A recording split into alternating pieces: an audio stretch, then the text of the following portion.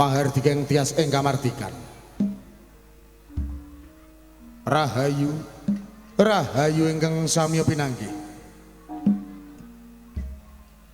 Nugroho miwasih wilasaning Gusti mugi tansah kasarira dumateng kita sami.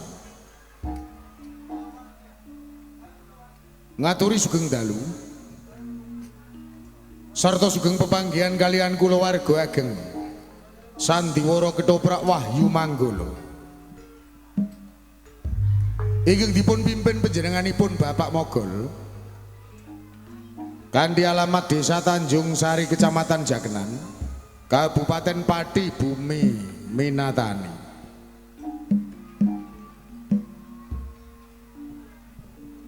Saksampunipun panjenengan sami kasugata tari gambyong minangka purwakaning pagelaran ing dalu punika.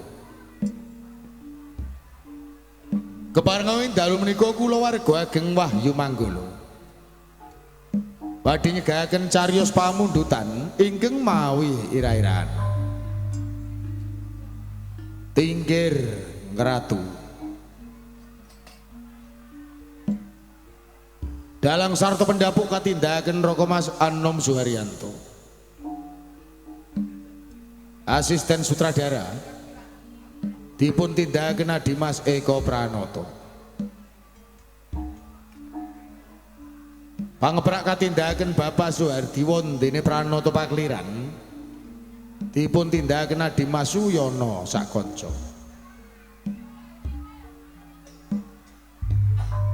Tata dekorasi katindakan Bapak Sutarto ingkang dipun biyantu anak Mas Alek Rasmijan.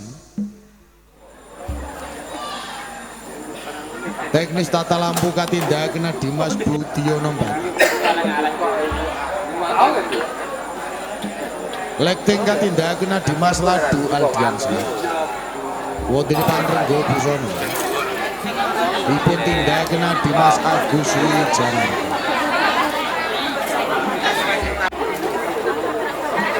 Orang ngerti Binarungan lengge gongso madularas ingkang dipun pimpin dilegae mangke iso gawe. kan dipanggil ing Swarawati utawi Pesindhen. Katindakan Busono ngerti mengsih saha ibu.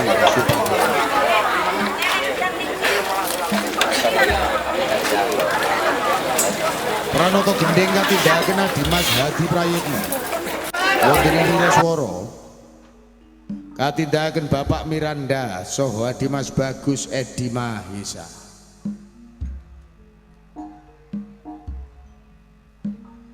Musik campursari dipun tindakan Dimas Ari Semprul, Roko Mas Edi Watono sarta Dimas Udin Galdowo.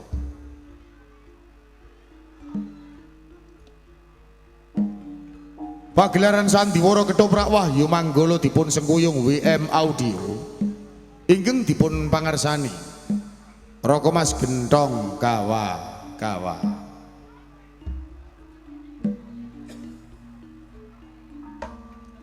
Wondene para paraga ingkang badhe maragani cariyos ing dalu punika. Sepisan nggambaraken wonten ing Padepokan Mejagu. Resi Walang Sungsang ing dalu menika kaparagani Bapak Begek Ari Warsito. Joko Warono katindakan Dimas Eko Pranoto.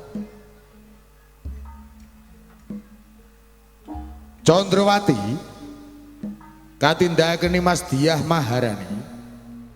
Wondene Condrosari kaparagani Mas Tata Wulandari.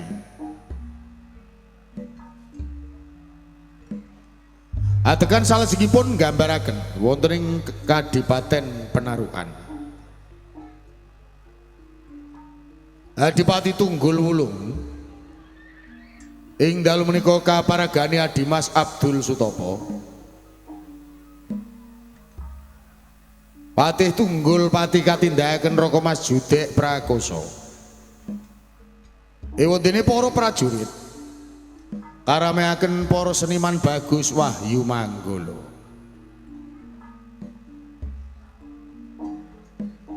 Atekan salajengipun nggambaraken wonten ing Kasultanan Bintoro Demak. Sultan Trenggono ing dalu menika kaparagani Raka Mas Andi Prasetyo.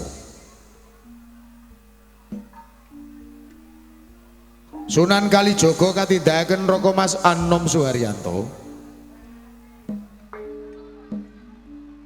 Sunan Kudus katindahaken Bapak Ambeh Wahono. Temenggung Prabu Semi kaparagani Adimas Bagus Suyanto.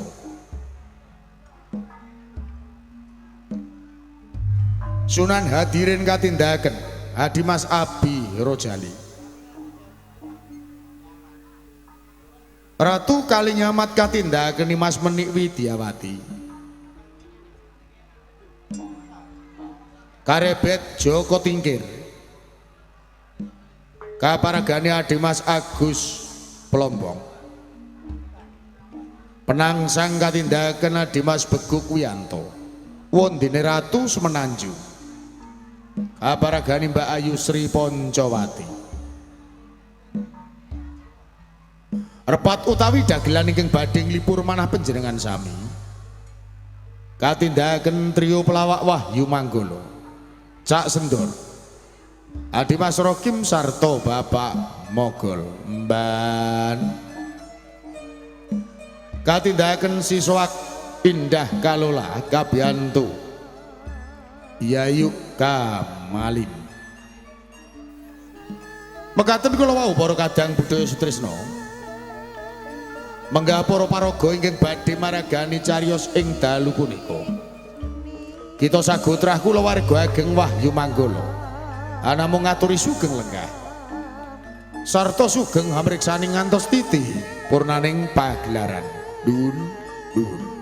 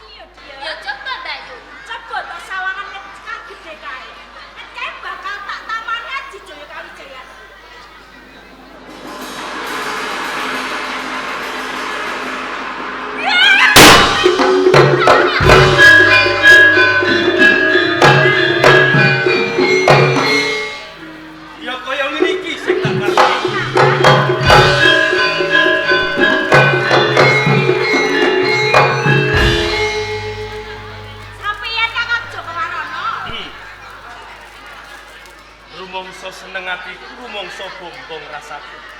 Sakwise aku ngerti. Lamun to anggonmu gegladhen. Senajan to isih ana tumpangsu. Nanging rumangsa wis gawe marem sakjroning atiku.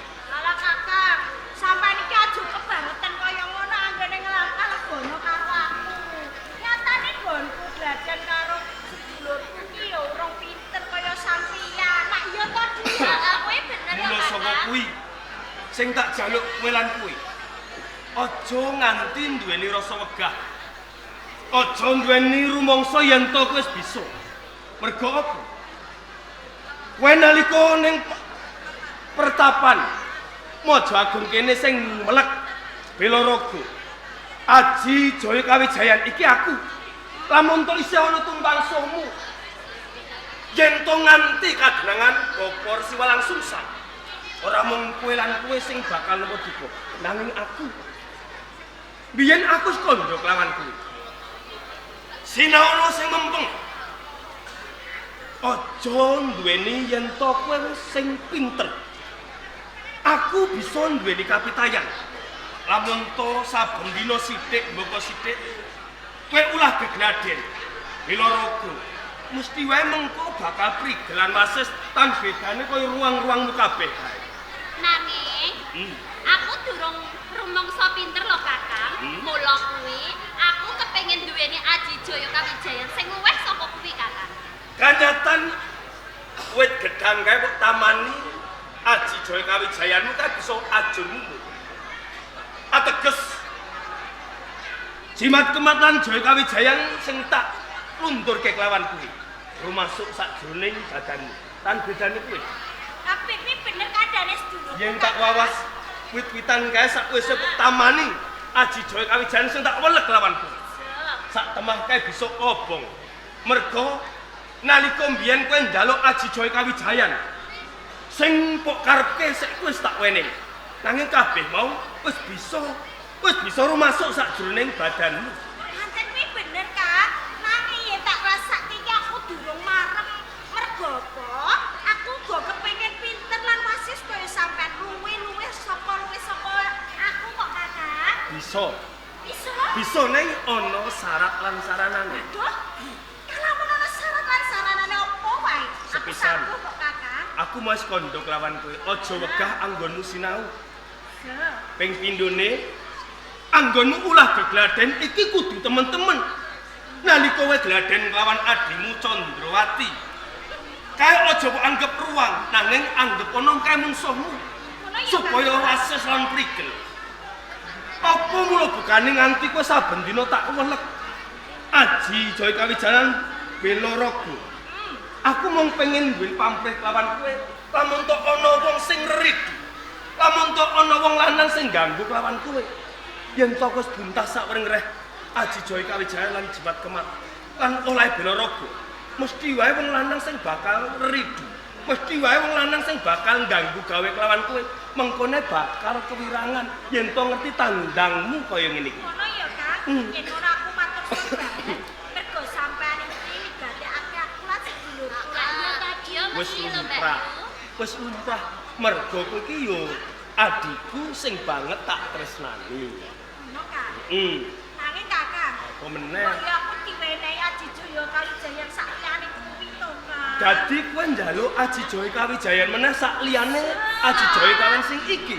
Aku ki dadi wong sekti wong jaduk. Iya, kayaknya bener kowe aku ya mesti wae kepengin lho, Mbak. Yo, bakal tak wenehi. Sampeyan menehi. Tenan, Kang? Mligi kanggo kowe, Di. Kanggo aku. Iya, Aji Jaya Kawijayan apa ya, Kang ya? bakal tak wenehi Aji Jaya Kawijayan kang aran Lembu Sekilan. Jimu sekilan. Iya, Yo katiasane ki apa? katiasane Aji Jaya Kawijayan Lembu Sekilan. Se.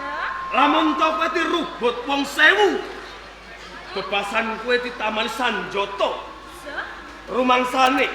Rumangsane pawongan-pawongan kae kena sakjroning badanmu. Nanging tenane kae kleru. Tenane kae isih kurang sekilan. Dadi yen ora Katiasane Aji Lembu Sekilan koyo ngono kuwi. katiasane jan ngedap-ngedap. Lho piye to? Kakang. Yo ana sing cilaka. Lho. Aji Jaya Kawijayan ngono kok iso ngono silaka. Upama tak aku duweni Aji Jaya Kawijayan Lah sampean dhewe mangerteni. Iya. Iki dino aku ora duweni bojo. Umpama ing besuke aku iki duweni bojo, lho yen to aku arep calon asmara karo bojoku, lak ora kena. Wong wadon kok bodho.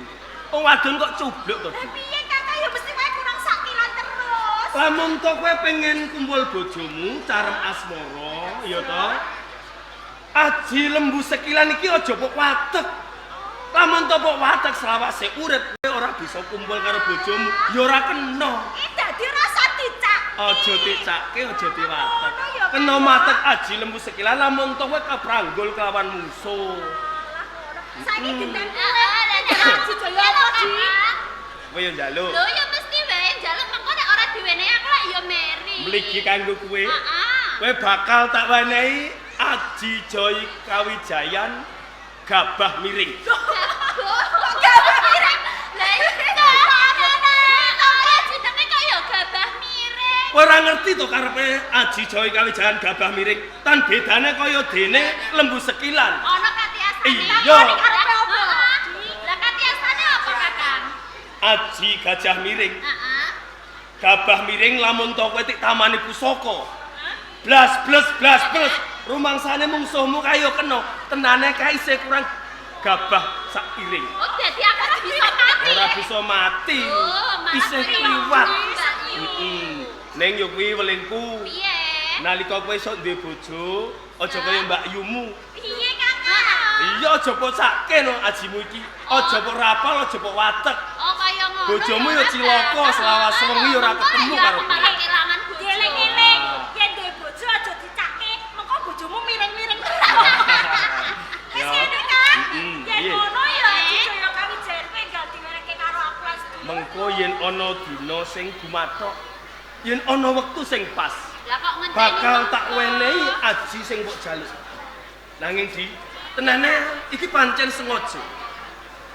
Aku nimbrung ana ing papan kene nalika kowe gegladen kelawan sedulurmu. Ana bab sing bakal tak andharke. Pligi kanggo kowe wong luwih. Ono tes, heeh. Bab apa to, Kakang? Tenane mono iki bab kapribaden. Nanging sadurunge aku kandha bloko kelawan kowe. Aku pengen takon. Suwe anggonmu manyeswa ana ing jagung kene. Kok aku ora tau ngerti yen to kowe kabeh iki cedhak lawan wong lanang. Apa pancen durung ana wong lanang sing sekirane nyocoki atimu? Pancen bener kok, Kakang. Nganti sakmene iki durung ana bocah lanang sing nyocoki ati. Dadi tenang, durung ana siji wae wong lanang sing nyocoki atimu. Bisa. Yen ta piye, Di? Ora bedane aku kan, aku dhewe ya gumun. Jane rupaku iki ayu lho. Siji wae wong lanang rono sing gelem lirik aku. Yen ngono kowe ora tanggap. Yen ngono kowe durung ngerti. Tenane wis ana wong lanang sing kedanan kelawan ayumu. Sak temah saben dina bebasan wong loro tansah gumantil ana ing telapukane mripate wong lanang. Sampeyan ki aja Aja gojek. gojek Kaya kaya ana wong lanang sing seneng karo aku kok, Kang. Kowe pengen ngerti? Sapa? Aku dhewe, Di.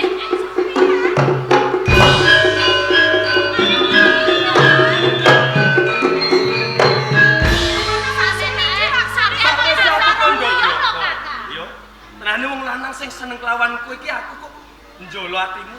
Mana Kakang Joko Warana Lah maksud piye aku ngono ya gumon. Kaya Gumon. sampean ki kandha yen seneng karo aku iki tegese seneng kaya sing kepiye, Kakang? Karepku imbang ana katresnanku, kowe lan kowe tak jak urip bebarengan.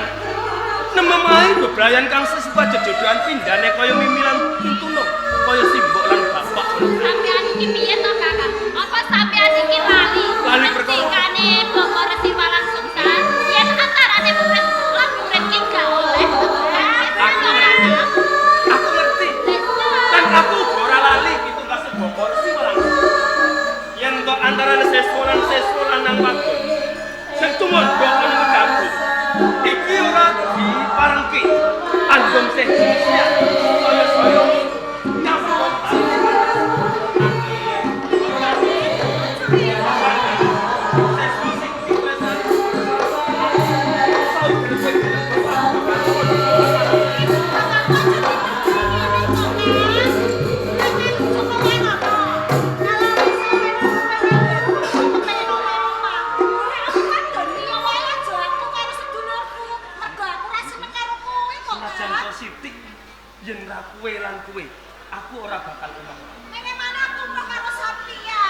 Condrasari Aja kok. aku tresno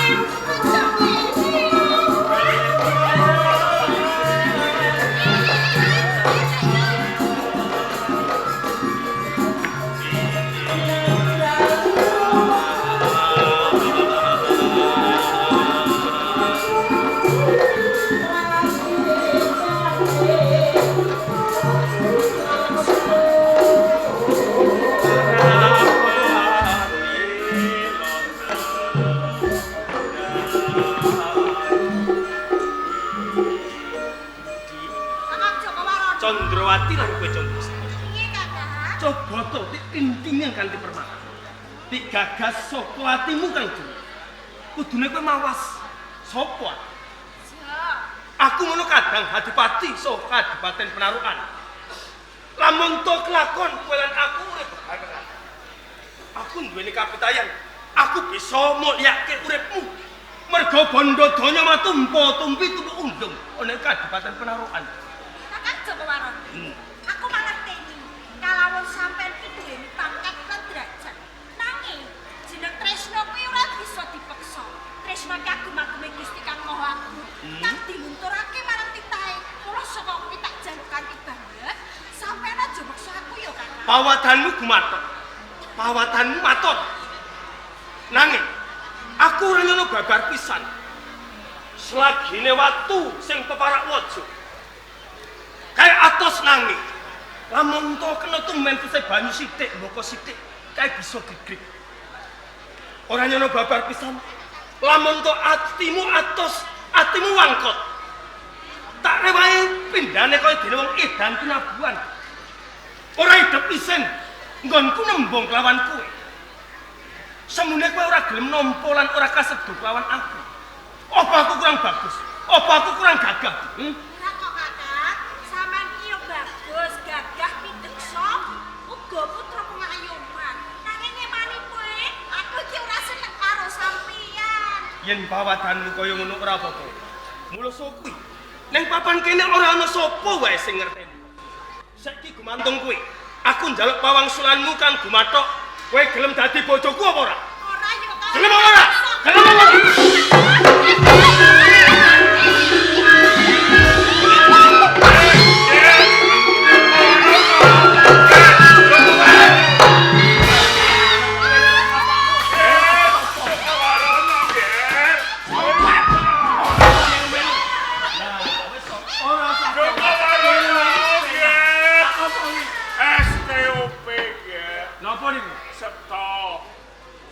Sampeyan iku lho mboten usah nderek-nderek mriki. Dereng rampung anggonku gegraden kali mijeti adi-adine. Rono. Wah. Ini hartu pindah ora becek iki. Bapak tolongi Aleman. Terus.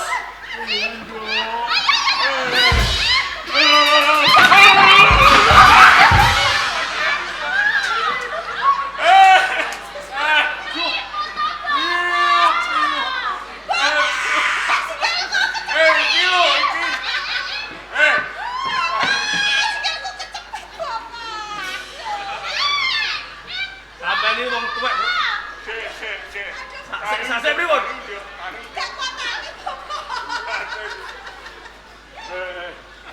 Mula dodo. Iki aja kegedean mangan. Kegedean mangan. Panjenengan niku lho lah napa? Kula niku dereng rampung anding gladi Adi Candrasari lan Candrawati, Bapak. Badhe kula lajengaken kesaru dhateng panjenengan. Ayo mergo aku ki krungu kok ana wong wadon pating jlerit. Yo jebul bareng tak tedhiaki. Kowe kok arep ngakahi Candrawati Candrasari. Ampun klentu ing penampi. Kenalipun saklebete gegladen Adi Candrawati lan Candrasari. Menika rumas lumrah badanipun nyuwun dipun piteti. Kula piteti napa klepat kula? Boten Bapak, diapusi. Diapusi kan aja kok warana Bapak. Kula niki Iki ngono kok Candrawati Candrasari. Lha awakmu ki krasa lumrah kesel. Ayo aja njaluk pijet kakangmu Joko Warono. Lah nyuwun pijet sinten? Ayo aku lak yo iso. Sami mawon. Bapak, Ana apa? pijet niku dipun apusi kalian Kakang Joko Warono. Kok kowe Kakang kon Joko golek Warono diapusi? niki mboten badhe mijeti kalian kula. Nggih lho, Bu. Nggih, ajeng prawoso dhateng kula. Tenang kuwi. Nggih saiki lho niki jarine kula dodol-dodol Bapak. Iya, Joko Warono. Nggih, pripun? Dadi kowe mau arep merkosa karo Candrawati Candrasari. Pripun? Arep merkosa? Kula ajeng merkosa Candrawati Candrasari. Iya. Injih. Lah, tenang kuwi. Injih.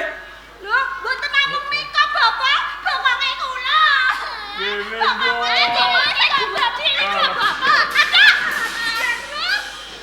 Malah ya bokongmu ki sembuh, Witi kok Bapak. Bokong kok kaya cicaan wajan. Alah, ampun ngaten ta Bapak. Ini Joko Warono. Pripun?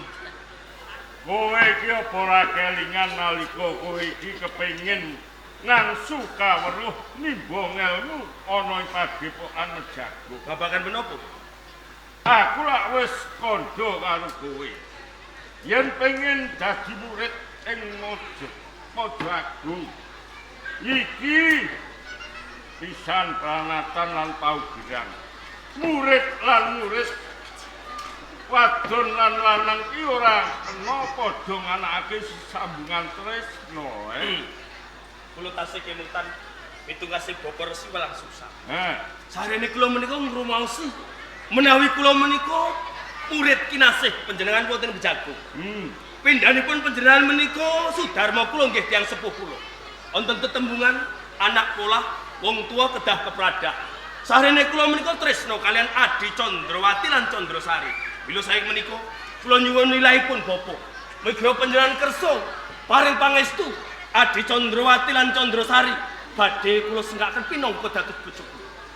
kuwi jenenge kowe wis wani nerak marang tatanan ing Padepokan Mejago. Eno kowe tresna karo Candrawati Candrasari. Kalamun to kabeh ki wis padha buntas nggonmu ngangsu kawruh nimbang ilmu marang aku. Ning yen durung buntas aja jajal-jajal kowe bakal ngorak arek jeneng ing Pertapan Mejago. Kasunyatan sak lebetipun kula manyeswa wonten kersa panjenengan. Bebasan kawruh menapa kemawon ingkang panjenengan kagungan. Panjenengan lunturaken dhateng kula ngantos wedal menika kula kinten sampun buntas. Menawi kula nampi sesorah lan wewarah saking Bapa Resi Walang Sungsang. Cukup sing wigati wiwit dina iki aja nganti mbok ambali meneh tumindakmu. Aja mbok bacotke nggonmu ngonjak lawan bocah sakloron Candrawati lan Candrasari. Menawi kula adreng pengen gadhahi bojo Candrawati Candrasari, Bapak. Kowe wiwit dina iki kudu minggat aku sugih.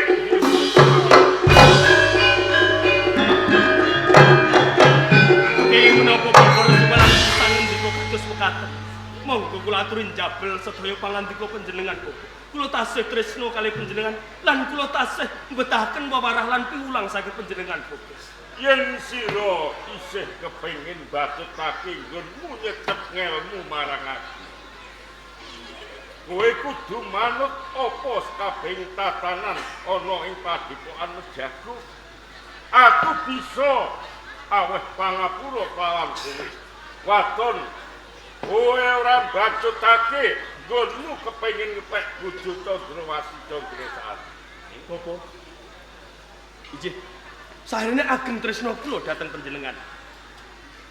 Badhe kula wurungaken, badhe kula cabaraken menawi kula badhe tresna kelawan Adi Candrawati lan Candrasari di upama ana tumindakku lan patraku sing ora bener, aku njaluk ngapura merga kabeh mau kadaya gedhe rasa tresnaku sing tumanduk kelawan kowe sak karo. Apa kok, Kak? Nanging aja dibaleni meneh ya. Aku janji, perkara iki ora bakal tak baleni meneh. Lah kowe menehi pangapura kelawan aku ora? Lah bakale mbok baleni meneh apa ora? Aku janji ana ngersane Bapa Resi Walang Sungsang, yen to tumindak lan patrapku iki ora bakal tak baleni meneh. Ya ngono ya tak ngapura padha ae. Matur nuwun. Bapa, Kajaba suku inggil Joko Waron. lho niki. Kowe kudu ngerti. Tenane kowe kelawan kangmasmu Dipati Tunggul Wuluh digurukake ana ing Mejagung supaya nimbang ilmu ana. Iki merga sedulurmu ki ndarbeni gegayuhan kang luhur. Kang Mas Hadipati Tunggul Wulung anggadhe panjangkelan panjangkah ingkang Iya. luhur. Lajeng menapa panjangkanipun? Sepisan dheweke kepengin ngowalake pemerintahan saka ing Kasultanan Demak Bintoro. Dungkap kaping pindho kangmasmu Dipati Tunggul Wuluh iki kepengin balekake kajayan ing Praja Majapahit. Menawi mekaten tuhu luhur panjangkanipun Kang Mas Hadipati Tunggul Wuluh menawi badhe sepisan mangsulaken kajayan wonten ing Kraton Majapahit miras pantes badhe mengkang pranaton saking Kasultanan Demak Bintoro. Kuwi bener. Mula mbok menawa sadukapan neh iki kangmasmu uga bakal tempo ning Padepokan. Kang Mas Hadipati badhe rawuh wonten Mejago. Iya. Lajeng tidak menapa Sowan Bapa Walang Sungsang.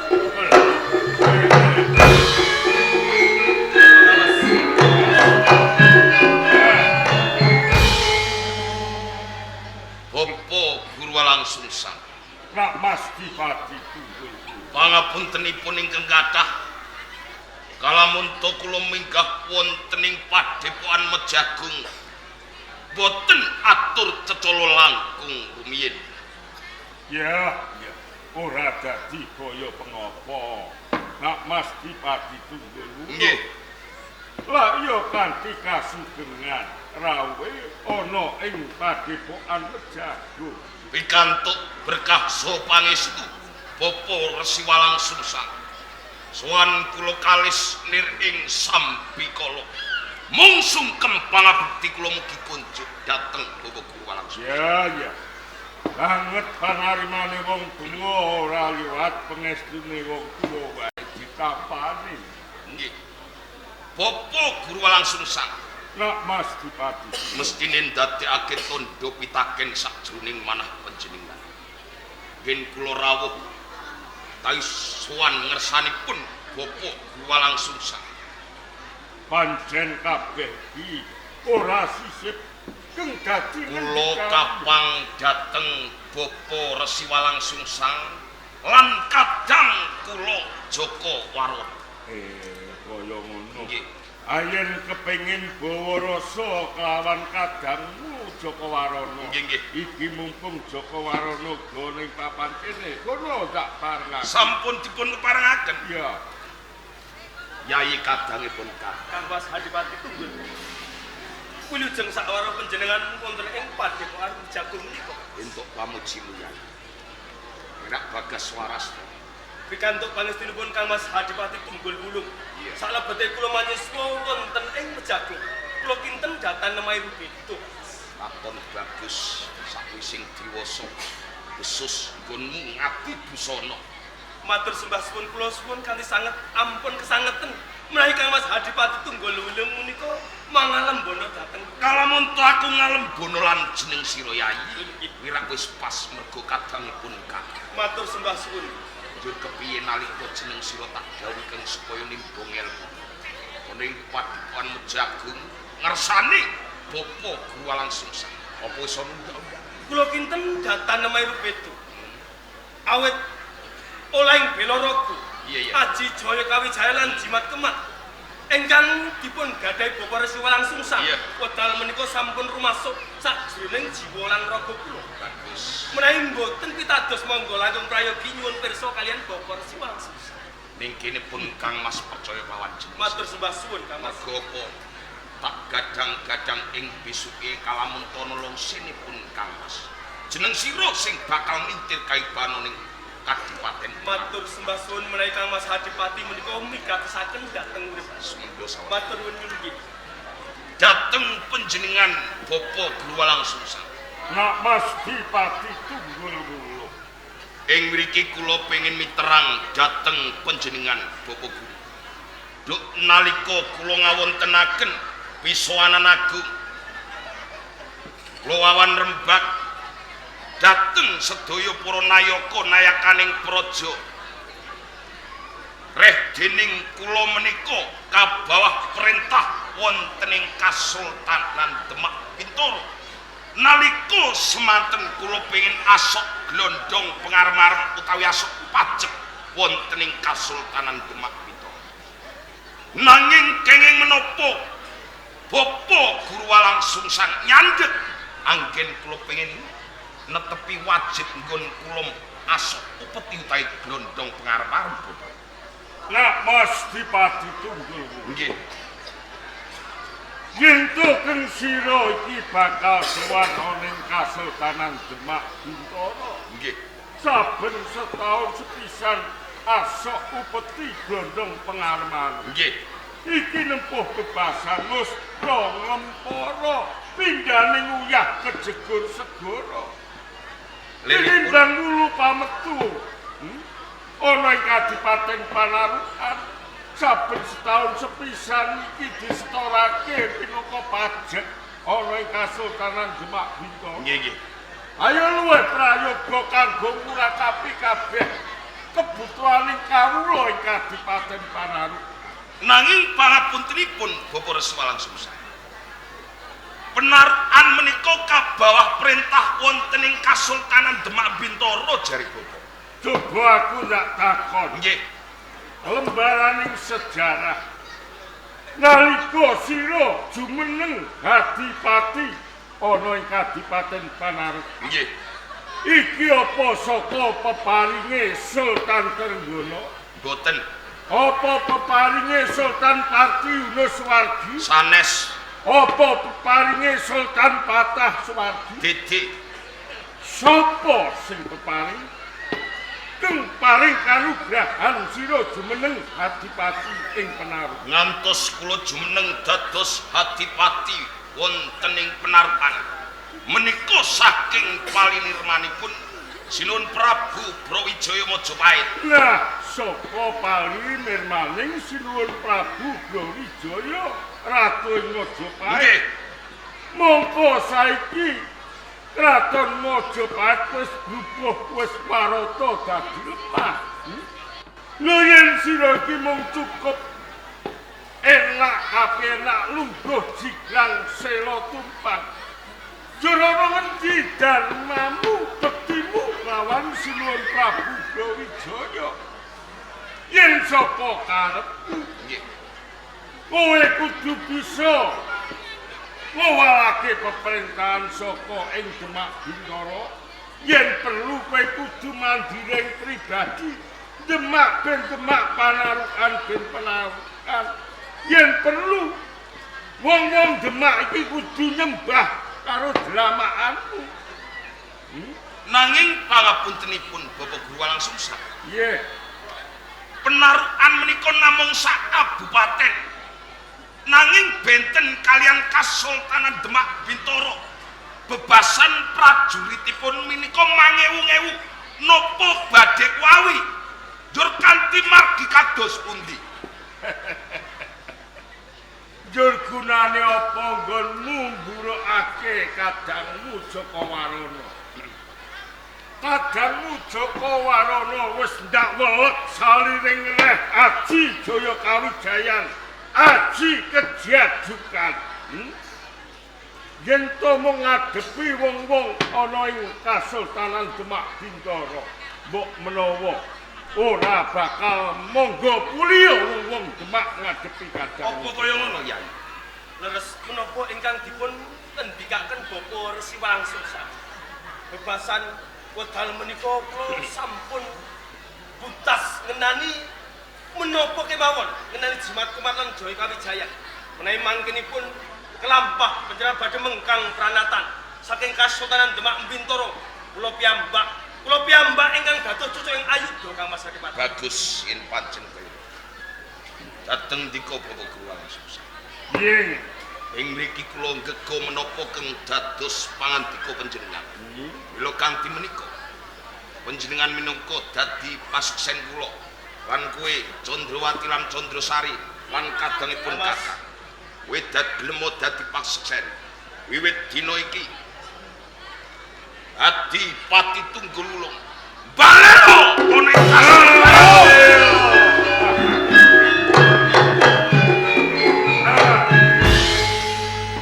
Adipati Tunggul Bapak Guru Walang Sungsang.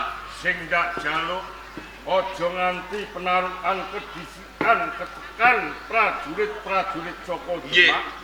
Luwih prayoga sira utusan marang kadangmu Jakawarana Nggih, nggih. supaya ngirit bergadaning prajurit tumuju ing Kasultanan Demak Bintara. Mekaten. Gawe geger. Nanging Yai kadangipun kakang Kang Mas Adipati. ning sira mesti kapurungu dhewe kok dadi pangantikane Bapak Guru Walang Sungsang. Kula kanthi kuwi ora sah datak angeran ngirito bergadaning prajurit. Pangestu panjenengan ingkang terus Bapak pangestunipun. Ya, tak pengestuni kalis ing sami. Bapak Guru Walang Sungsang. Nak Mas Adipati Ing mriki kula mboten badhe wisuh asta. Menawi dipun keparengaken kula badhe nglapati lampahipun kadang. sadungkapan meneh aku go bakal tuturi ana sakburi. Mekaten. Mung pangestu panjenengan ingkang kula suwun. Sing ati-ati nak Mas. Candrawati Candrasari.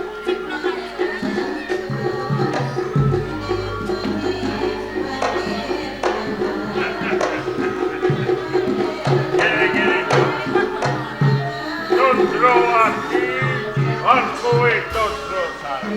Nggih pripun Bapak? Iki ana wektu kalodhangan kanggo kowe sakloron. Dimen mengko kowe bisa nempel kamukten ana ing Kadipaten Panarukan. Kowe kudu sabyantu bot karepotan ing Kadipaten Panarukan. Lajeng kula saged sabiyantu menapa nggih, Bapak? Iki ana kewajiban sing kudu mbok tindakake. kowe ndak kongkon tumuju ana ing panti Jepara. Golek ana randaning Pati Bulus. Mengko yen wis ketemu Ratu Semenanjung jenenge Bradat boyong ana ing Kadipaten Panarukan. Oh, ngaten, Bu. Iya. Naik kados ngaten kula nyuwun pamit. Ngaten bebas. Sing hati-hati. Ayo. Ayo.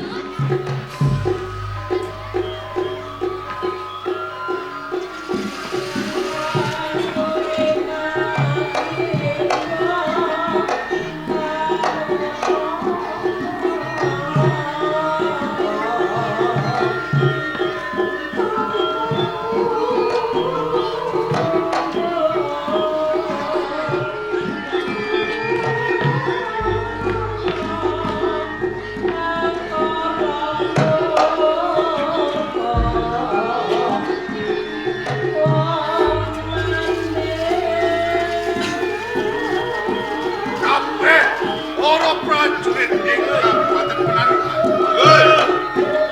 Mentas wae aku nampa dawuh saka ngersane Kanjeng Adipati Tunggul Wulung. Lamun to dina iku Kanjeng Adipati Tunggul Wulung bakal ngraboso perang ana ing Kasultanan Demak Bintoro Jalaran. Kepengin balekake kajayan ana ing Kraton Mojopahit. Apa sekirane kabeh prajurit wis padha nglumpuk ana ing alun-alun? Sampun. Yen pancen kaya ngono suhut, ini siagake prajurit ana ing Kabupaten Panarukan. Aja nganti kleru. Sing bandar, para tamtama. Siaga karya Esti Sanjata lumaksana magita-gita. Tanjo! Yos.